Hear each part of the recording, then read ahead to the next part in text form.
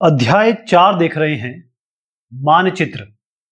मानचित्र का मतलब अंग्रेजी में से कहते हैं मैप।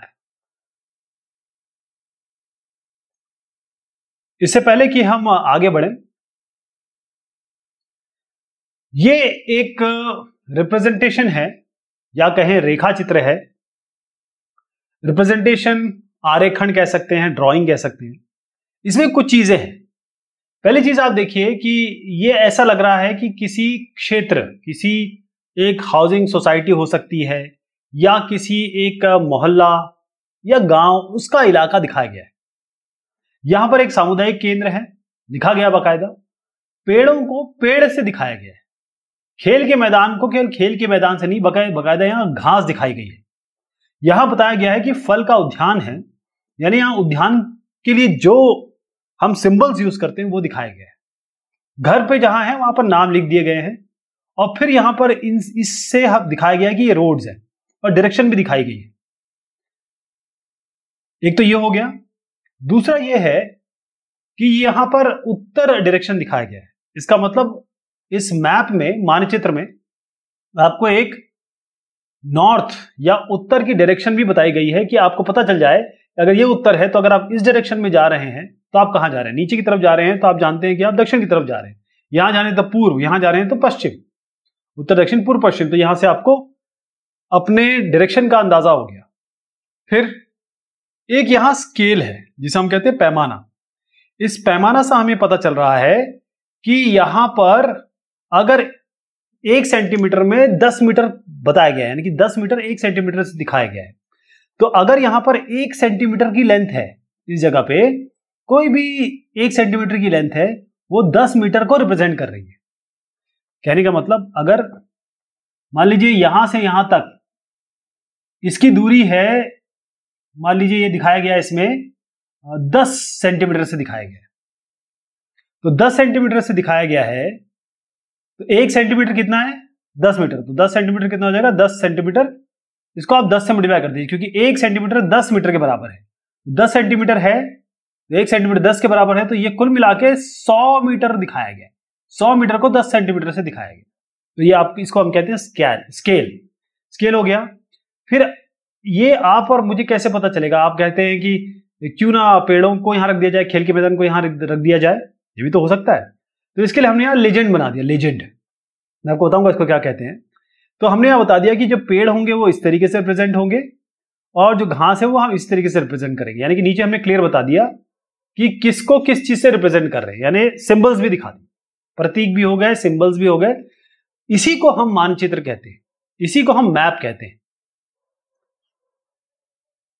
तो आप यहां देखेंगे कि मानचित्र, पहले मैं पृथ्वी की बात शुरू करता हूं। ग्लोब, पृथ्वी तो बहुत बड़ी है, या कोई प्लैनेट देखें या आप अपना शहर ही देख लें, गांव देख लें, ये बहुत बड़े बड़े इलाके हैं। खासतौर पर अगर पृथ्वी की बात करूं तो पृथ्वी को अगर हमें रिप्रेजेंट करना हो, मैंने जैसे बताया था कि यहां खड़ा होना पड़ेगा, स्पेस में जाना पड़ेगा पृथ्वी को देखने के लिए, तब भी आपको इतना ही भाग दिख पाएगा, पीछे का भाग दिख भी नहीं पाएगा। तो इसको अगर हम किसी तरीके से रिप्रेजेंट कर सके, क्योंकि समझना तो है, पढ़ना तो है और जानना भी है, तो ये सब चीजों के लिए हम क्या करते हैं कि मानचित्र बनाते हैं, मैप बनाते हैं। ये जो गोलाकार क्षेत्र शेप है, ये गोलाकार शेप, तो जिस तरीके से हम संतरा है हमारे पास, उसको पील निकालें, उसका कवर निकालें और फिर उसको रख दें, और किसी तरीके से अलग अलग प्रोजेक्शन होते हैं, प्रोजेक्शन के तरीके होते हैं, उससे हम क्या करेंगे कि इस पूरे को हम किसी तरीके से ऐसे मैप में ले आए। मतलब ये 3D है, इसको हम प्लानर में ले आए, 2D में ले आए ऐसे, और यहां रिप्रेजेंट करें तो हमारे हाथों के सामने रहेगा, हम देख भी सकते हैं और पता लगा सकते हैं। लेकिन कभी भी आप पूरी तरीके से 3D को 2D में नहीं बदल सकते, ये पॉसिबल नहीं है। और ये भी ध्यान रखिए कि ये पूरी तरह गोल भी नहीं है, यहां से चपटी हुई है। तो कई ऐसे मानचित्र होते हैं, जैसे अगर आप पूरे विश्व को दिखाना चाहें तो वो बड़ा मानचित्र हो जाएगा। अगर आप केवल अपने घर को दिखाना चाहें तो छोटा मानचित्र हो जाएगा। यानी कि मानचित्र, जिसे मैप कह रहे हैं हम, वो बहुत सारे तथ्यों को दिखाता है। बेसिकली हमको चीजें, तथ्य, लोकेशन, जगह, रोड या पहाड़, माउंटेन, नदी, ये सब हमें पता करने के लिए हमें मानचित्रों की जरूरत पड़ती है। तो कई ऐसे मानचित्र होते हैं जो हम बहुत छोटे छोटे मानचित्र होते हैं, कई मानचित्र होते हैं वो बहुत बड़े बड़े मानचित्र होते हैं। अलग अलग साइज के होंगे। अगर आप एक मानचित्र आपके पास है, ऐसे करके आपके पास एक ही किताब में 100 मानचित्र हो गए, तो इसको हम कहने लगेंगे एटलस। एटलस क्या होती है? मानचित्रों का समूह। एक से ज्यादा मानचित्र अगर आपके पास है या ज्यादा नंबर के मानचित्र है तो उसे हम एटलस कहने लगेंगे। तो मानचित्र का अब आप कहेंगे कि ये भी अर्थ को दिखा दिया, ये भी मानचित्र हो गया। आप ये कह रहे हैं ये भी मानचित्र हो गया, तो मानचित्र इनमें से है कौन और अंतर कैसे करेंगे इसमें से? तो मानचित्र के अलग अलग प्रकार होते हैं, मानचित्र के अलग अलग डिवीजन कर सकते हैं, क्लासिफिकेशन कर सकते हैं। तो भौतिक मानचित्र, भौतिक मानचित्र मतलब फिजिकल मानचित्र है ये। तो पृथ्वी की अगर हम अलग अलग आकृतियां, जैसे हमारे पर्वत हो गए, पठार हो गए, मैदान हो गए, नदी, महासागर, इन सबको अगर हम दर्शाएं तो इसे हम क्या कहेंगे? भौतिक या उच्चावच मानचित्र। भौतिक या उच्चावच मानचित्र। इसको ध्यान से देखिए आप, ये जो मानचित्र है दूसरे नंबर का यहां पर, ये हिंदुस्तान का फिजिकल मैप है। आप यहां देखेंगे, आपको यहां पर क्लियर बताया गया नदियां कौन सी हैं, आपको दिखाया गया है माउंटेन पीक कौन सी है, पहाड़ों की जो चोटियां हैं। तो हिंदुस्तान में जो पहाड़ी है और जिनकी चोटियां यहां दिखाई गई हैं, नदियां इस तरीके से दिखाई गई है, तो ये हमारा फिजिकल मैप हुआ। क्या हुआ? भौतिक मैप हुआ। क्लियर? इन सारे मैप को हम, जिसमें पर्वत, पठार, मैदान, नदियां, महासागर दिखाते हैं, उन्हें हम भौतिक या उच्चावच मानचित्र कहते हैं। एक और मानचित्र यहां देख पा रहे होंगे आप, इस ऐसे मानचित्र को हम राजनीतिक मानचित्र कहते हैं, जहां पर हम एक देश के या राज्य के अलग अलग चीजों को दिखाते हैं। जैसे राज्य हो गए, नगर, शहर, गांव, और पूरे विश्व को ले लीजिए, वहां के अलग अलग देश दिखाने हैं, राज्य और उनकी सीमाएं दिखानी है। तो ये हमारे पॉलिटिकल मैप होते हैं, राजनीतिक मानचित्र होते हैं। ये पॉलिटिकल मैप है। यहां पर आप देखिए पूरे हिंदुस्तान को अलग अलग हमने बांट दिया, किसमें? जो हमारे स्टेट्स हैं।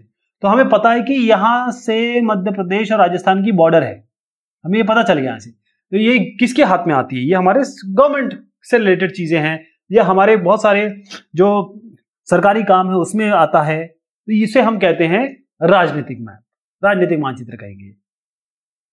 एक तीसरे तरीका का मानचित्र है जिसको बहुत ज्यादा यूज किया जाता है।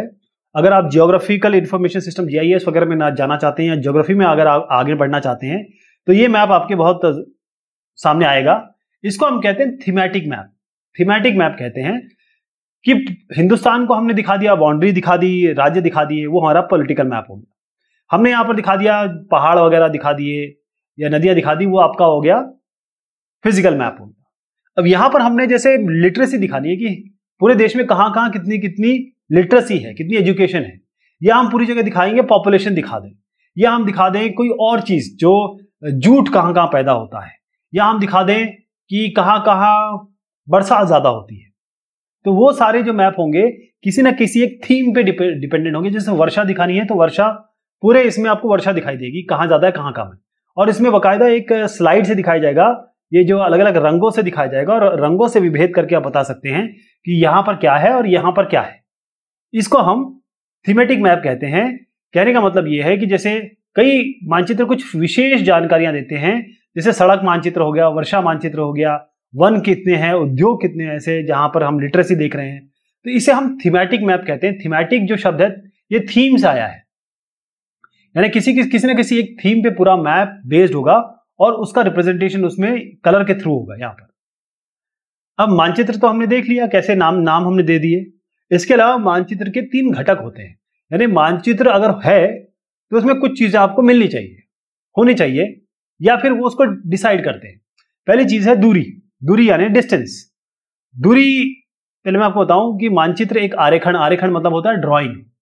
मानचित्र एक ऐसा ड्राइंग होता है जिसमें आप बहुत बड़े इलाके को एक पन्ने पर दर्शाने की कोशिश करते हैं, पन्ने पे दर्शाने की कोशिश करते हैं। तो जैसे मैंने कहा कि मेरे पास एक कॉपी का पन्ना है, इस पे मैं बना रहा हूं, और मैं पूरे अपने पूरे राज्य को बना दे रहा हूं। तो एक पन्ना जो है उसका क्या साइज होगा और पूरे राज्य का कितना बड़ा साइज होगा। ओके, तो हम ये कह सकते हैं कि पूरे विश्व और या छोटा भाग, बहुत बड़े भाग को छोटे भाग में करने के लिए, पन्ने पर दर्शाने के लिए हम मानचित्र छोटे पैमाने पर खींचते हैं। कैसे? देखिए, मान लीजिए ये राज्य है और इसकी मैं रोड दिखाना चाहता हूं, कुछ छोटी रोड दिखाना चाहता हूं, या कुछ रेलगाड़ी दिखाना चाहता हूं। ठीक है, अब है क्या कि ये जो छोटा सा पन्ना है इस छोटे से पन्ने में इतनी बड़ी चीज दिखाने के लिए मैं क्या करूंगा, क्योंकि ये वास्तविक तो है नहीं, ये रियलिटी तो है नहीं, रियलिटी नहीं है, रियल में ऐसा नहीं है। रियल में अगर कोई अगर चला जाए उसको, वो आपके पन्ने को लेके जाएगा तो नाप गुना नहीं कर पाएगा। तो इसके लिए हम यूज करते हैं पैमाना। पैमाना होता है स्केल। स्केल का मतलब यह है, एक एग्जांपल देता हूं, ये पैमाना स्केल एक रेशियो होता है। अब ये रेशियो होता है किस चीज का रेशियो, मैं आपको बताता हूं। पहले आप ये समझ लीजिए कि मान लीजिए आपका ये स्कूल है, ठीक, आपका स्कूल है, और आपका स्कूल और आपके हाउस की, घर की जो दूरी है वो है 10 किलोमीटर। तो मान लीजिए आप इस मानचित्र में उसको दिखाते हैं, आपका घर यहीं होगा, स्कूल भी यहीं होगा, तो आप 2 सेंटीमीटर से दिखाते हैं। तो आप ये कह रहे हैं कि 2 सेंटीमीटर जो मेरे पन्ने पे है वो एक्चुअल में 10 किलोमीटर है। 10 किलोमीटर है, इसका मतलब 1 सेंटीमीटर कितना हुआ, 10/2 किलोमीटर, यानी 1 सेंटीमीटर दिखा रहा है 5 किलोमीटर। 1 सेंटीमीटर दिखा रहा है 5 किलोमीटर। तो यही इसका पैमाना हो जाएगा, यही इसका पैमाना हो जाएगा। और अगर जो मैं रेशियो बता रहा था, कि रेशियो क्या है, पैमाना, जो वास्तविक दूरी है, स्थल पर वास्तविक दूरी और जो मानचित्र पर दिखाई गई दूरी, उसका अनुपात है।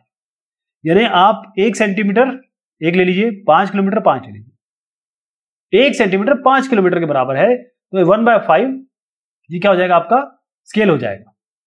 ठीक, वैसे आपको ये इसको अपने प्रॉपर यूनिट में बदलना पड़ेगा, मैं क्या समझाने के तौर पे बता रहा हूं। मतलब क्योंकि हमने यहां अनुपात पढ़ा ना, तो आपको पता होना चाहिए कि अनुपात का मतलब क्या होता है, कि क्या रेशियो किस चीज की होती है। तो जो हमारा मानचित्र पर डिस्टेंस है और हमारा जो एक्चुअल डिस्टेंस है, उनके रेशियो को हम कहते हैं स्केल। तो स्केल होगा 1/5, ये 5 नहीं होगा, 1/5। लेकिन हम यहां से पता लगा सकते हैं कि 10 किलोमीटर की दूरी हमने 2 सेंटीमीटर से रिप्रेजेंट की है, तो हमें पता है कि हम 1 सेंटीमीटर, कहीं भी 1 सेंटीमीटर है, इसका मतलब है ये 5 किलोमीटर रिप्रेजेंट कर रहा है। 1 सेंटीमीटर 5 किलोमीटर रिप्रेजेंट कर रहा है, ये इसका स्केल हो गया। तो जब बड़ा एरिया होता है, जैसे महाद्वीप हो गए, देश हो गए, उनको जो हम कागज में दिखाते हैं, तो हम क्या कहते हैं, हम छोटे पैमाने का, यानी कि छोटा पैमाना, छोटा मतलब स्मॉल, हम स्मॉल स्केल यूज करते हैं। ध्यान रहे, जब बड़ी चीजें दिखानी हो, बड़ी बड़ी, जैसे हमको कॉन्टिनेंट्स दिखाने हो, तो हम करेंगे स्मॉल स्केल। इसको हम कहते हैं छोटा पैमाने वाला मानचित्र। यानी मान लीजिए 5 सेंटीमीटर है, इसमें ये दिखाएगा 500 किलोमीटर। 500 किलोमीटर बहुत बड़ा होता है, क्योंकि हमारे पास पन्ना तो 5 सेंटीमीटर छोटा दिखाना है, तो 5 सेंटीमीटर ये 500 किलोमीटर को रिप्रेजेंट करेगा। इसको हम कहते हैं स्मॉल स्केल या छोटे पैमाने वाला मानचित्र। इसी तरीके से दूसरा होता है लार्ज स्केल। लार्ज स्केल या ऐसे कहते हैं बड़े पैमाने वाला मानचित्र। हम क्या करते हैं, जब हमको या कहें एक छोटा क्षेत्रफल वाला भाग है, जैसे आपका गांव हो गया, शहर होगा, उसको कागज पे दिखाना है, तो वहां पर हम बड़े पैमाने का उपयोग करते हैं। जैसे मान लीजिए 500 मीटर की दूरी आप दिखा दें, या इसको इधर करें, इसके हिसाब से 500 मीटर की दूरी आप दिखा रहे हैं 5 सेंटीमीटर से, तो 5 सेंटीमीटर जब 500 किलोमीटर हो रहा है तो स्मॉल स्केल, जब 5 सेंटीमीटर 500 मीटर हो रहा है तो इसे हम कहेंगे लार्ज स्केल। उल्टा हो गया ना, ऐसे याद रखना है। जो लार्ज स्केल है वो आपको छोटे वाले को रिप्रेजेंट कर रहे हैं, स्मॉल स्केल में बड़े डिस्टेंस को रिप्रेजेंट कर रहे हैं, थोड़ा उल्टा है इसमें।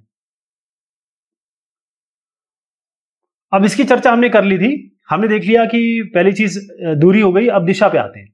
दिशा मतलब होता है, पहले आपको समझाऊं कि ये होगा नॉर्थ, ये होगा साउथ, और ये होगा ईस्ट, ये होगा वेस्ट, उत्तर दक्षिण पूर्व पश्चिम। अब इससे बहुत सारे डायरेक्शन निकल के आते हैं। जैसे अगर आप इस डायरेक्शन में कोई चीज हो तो कैसे पता करेंगे, ये होगा नॉर्थ ईस्ट, यहां होगा तो क्या होगा साउथ ईस्ट, यहां होगा तो क्या होगा नॉर्थ वेस्ट, यहां क्या होगा साउथ वेस्ट। इसका मतलब इस डायरेक्शन में जाएंगे तो उत्तर पूर्व है तो उत्तर पूर्व हो जाएगा, इस डायरेक्शन में आएंगे तो दक्षिण पूर्व, यहां पश्चिम है या दक्षिण है तो इस डायरेक्शन में जाएंगे तो दक्षिण पश्चिम, यहां पर उत्तर और पश्चिम है तो यहां जाएंगे तो उत्तर पश्चिम। तो ये आपके इस तरीके से डायरेक्शन बनते हैं। दिशा, तो दिशा क्या होती है, वो डायरेक्शन होता है जहां आप मैप में दिखाना चाहते हैं कि इस डायरेक्शन में है। नॉर्मली आपको नॉर्थ डायरेक्शन इस तरीके से उत्तर डायरेक्शन दिखाई जाती है। इस डायरेक्शन से आपको पता चल जाएगा कि अगर आप इस डायरेक्शन में जा रहे हैं तो आप दक्षिण डायरेक्शन में जा रहे हैं, तो आपके मैप में हमेशा एक डायरेक्शन जरूर होगी, दिशा जरूर होगा जो नॉर्थ डायरेक्शन दिखाता है। तो ये जो हमारे जो उत्तर दक्षिण पूर्व पश्चिम है, इसको हम प्रधान दिग्ध बिंदु कहते हैं, दिग्ध बिंदु, ठीक, दिग्ध बिंदु कहते हैं। और बीच की 4 जो दिशाएं हैं ये वाली, इसको हम अलग से पता लगा सकते हैं। एक और चीज होती है इसमें दिक् सूचक, जिसको हम कहेंगे कॉम्पस। कॉम्पस, ये जो कॉम्पस होता है, इससे आप इजीली पता लगा सकते हैं कि आप किस डायरेक्शन में। कॉम्पस जो है ये अर्थ की जो मैग्नेटिक फील्ड है उस पर काम करता है, और इसमें जो इसका कहें पॉइंटर है वो भी मैग्नेटिक होता है, तो आपको हमेशा सही डायरेक्शन दिखाएगा। तो जो दिक् सूचक है, जिसे मैं कॉम्पस कह रहा हूं, उससे आप मुख्य दिशाओं को पता लगा सकते हैं, क्योंकि जो इसमें सुई होती है, इस तरीके की सुई होती है, वो सुई हमेशा आपको उत्तर दक्षिण दिशा आपको दिखा रही होगी, हमेशा उत्तर दक्षिण। उत्तर दक्षिण क्या हुआ? उत्तर दक्षिण कौन सा हुआ इसमें? उत्तर दक्षिण, यानी हमेशा आपको, ये उत्तर है तो दक्षिण, मतलब हमेशा आपको नॉर्थ की तरफ ये दिखा रही होगी। ये अर्थ के जो मैग्नेटिक फील्ड है उसके हिसाब से अलाइन कर लेती है। तो ये जिस डायरेक्शन में दिखा रहा होगा, अपने आप आपको पता चल जाएगा कि ये उत्तर है कि दक्षिण है। दूसरा ये है कि आप अगर ध्रुव तारा देखते हैं तो ध्रुव तारा हमेशा नॉर्थ में रहता है। प्रतीक यानी कि सिंबल। अब आपको जब मैंने शुरुआत में बताया था तो ये बताने की कोशिश की थी कि इन सबको लिखना और दर्शाना अगर बहुत सारे गिरजाघर है तो बार बार गिरजाघर लिखते रहेंगे तो मैप पूरा क्लटर्ड हो जाएगा, मतलब भर जाएगा, सब चीजों से भर जाएगा। तो इसके लिए क्या है, जहां जहां गिरजाघर हो क्यों ना इस तरीके से क्रॉस दिखा दिया जाए, जहां जहां आपकी रेलवे लाइन हो क्यों ना आप उसको यूं दिखा दिया जाए। कहीं बड़ी लाइन है तो यूं दिखा दें, छोटी लाइन है तो इस तरीके से दिखा दें, रेलवे स्टेशन है तो ऐसे दिखा दें। ये जो हैं सारे जो जिनको हम रूढ़ चिन्ह कह रहे हैं, रूढ़ चिन्ह, कन्वेंशनल सिंबल्स, रूढ़ चिन्ह है, ये पूरे विश्व में, आपके मेरे द्वारा नहीं, पूरे विश्व में मान्य है। अगर आप कहीं भी ये बना देंगे ना, कहीं भी ये बना देंगे तो सबको समझ में आएगा कि ये पुल के बारे में बात हो रही है। तो एक मैप में हम लिखने से अच्छा, बहुत सारी चीजें उसमें एंटर करवाने से अच्छा, हम केवल सिंबल के तौर पे लिख दें, सिंबल की तरह दिखा दें, और उस सिंबल से हमें क्लियर हो जाता है कि उसमें क्या है। तो किसी भी मानचित्र पर अगर आप एक्चुअल आकार में बनाने की कोशिश करेंगे तो बात बनेगी नहीं। जैसे कई जगह भवन होंगे, कहीं सड़क होगा, कहीं पुल होगा, कहीं पक्षी वृक्ष होंगे, कहीं रेल होगी, तो इतना सब चीजें दिखाना अगर आप बनाने लगे एक्चुअल में तो बड़ा दिक्कत हो जाएगी। तो इसके लिए हम क्या है, या तो अक्षर यूज कर लें, या तो हम छाया यूज कर लें, छाया या रंग दिखा दें इस तरीके से, या चित्र दिखा दें, रेखा दिखा दें। तो ये सारी चीजें हमको, ये जैसे ये चित्र हो गया, ये रेखाएं हो गई, इससे हमें पता चल जाएगा कि कहाँ क्या है। पहली चीज बता दूं कि ये जो भाषा है, जो हमने ये वाली मानचित्र की भाषा है, ये सर्वव्यापी है, पूरा विश्व इसे समझता है, अंतरराष्ट्रीय सहमति है, और इन्हीं सिंबल्स को हम कहते हैं रूढ़ प्रतीक, यानी कन्वेंशनल सिंबल। तो यहां पर आप देखिएगा, ये आपको चित्र जो दिख रहा है, अब आप अगर इसमें लिखना शुरू कर दे तो आपको क्या मिलता, लिखना शुरू करते तो क्या मिलता। लेकिन आपने यहां बता दिया कि यहां देखिए पेड़ दिखा दिए, यहां पर आपने मंदिर दिखा दिया, यहां पर आपने मंदिर दिखा दिया, यहां पर आप ये प्रेस है तो गिरजाघर हो गया ये, है ना। और फिर आपने यहां रेलवे लाइन भी दिखा दी, यहां पर आपने कुछ और भी दिखा दिया। तो ये नदी के लिए ये नदी दिखा दी। ये सारे जो प्रतीक हैं, यहां आपने पुल दिखा दिया, और इस प्रतीक से आपने एक मैप को इतना सुंदर बना दिया कि इसको देख के मुझे पता लग गया, आपको पता लग गया, हम दोनों की कॉमन भाषा हो गई, हमने मैप को पढ़ लिया। फिर तीसरी चीज आती है एक और, इसमें इंपॉर्टेंट, ये तो सारे हो गए, प्रतीक हो गया, दूरी हो गया वगैरह, एक रेखा चित्र आता है। रेखा चित्र मतलब क्या होता है? रेखा चित्र होता है जब एक ऐसी ड्राइंग होती है जो पैमाने पर आधारित ना होकर याददाश्त और स्थानीय प्रेक्षण पर आधारित होती है। रेखा चित्र को हम कहते हैं, उसको स्केच कह सकते हैं, स्केच। अब मान लीजिए कि आप अपने दोस्त को बताना चाहते हैं कि घर कैसे हैं आपके, तो आप क्या कहेंगे, देख तेरा घर ये है ना, यूं निकलियो, ठीक है, स्ट्रेट आना, और यहां पर जब सिनेमा हॉल है, MG सिनेमा हॉल, वहां मुड़ जाना, वहां से थोड़ा 100 मीटर की आगे चलना और दाएं लेना। दाएं आएगा, यहां पर एक विशाल डेयरी होगी, विशाल डेयरी से बिल्कुल ठीक जाना, 100 मीटर चलना और लेफ्ट मुड़ना, और यहां पर मेरा घर है। तो ये जो मैंने बनाया है ना, ये एक स्केच हुआ, ये रेखा चित्र हो गया। अब मुझे पता है ना अपने घर के बारे में, और मुझे ये भी पता है कि उसको कैसे आना है, कौन सा शॉट पड़ेगा। तो ये यहाँ पर हम याददाश्त, जो हमारी मेमोरी है, और स्थानीय प्रेक्षण यानी हमारा जो ऑब्जर्वेशन है, उसके हिसाब से बनाते हैं। इसको हम रेखा चित्र मानचित्र कहते हैं। क्या कहते हैं? रेखा चित्र मानचित्र यानी कि स्केच कहते हैं। ऐसी एक और चीज आती है खाका। खाका क्या होता है?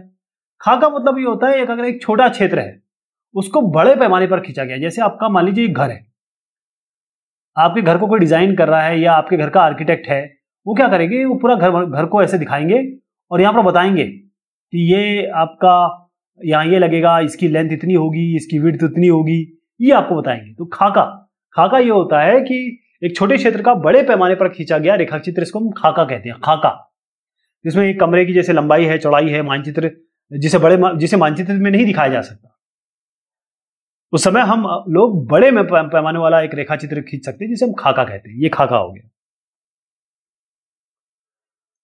तो ये बात हुई इस टॉपिक की। बहुत शुक्रिया, बहुत मेहरबानी आप सभी की।